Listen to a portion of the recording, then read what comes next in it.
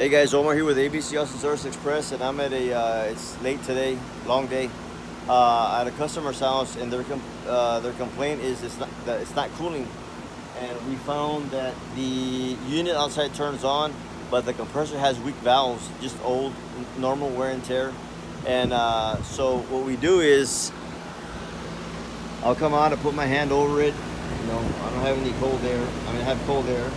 We put our gauges on it, and my gauges equalize. My gauges equalize. That means that it's not pumping up or down.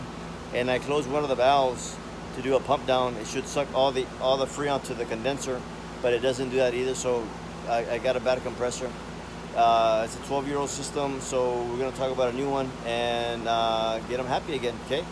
We do financing as well. They apply for finance. They got approved, so that's the route we're gonna take.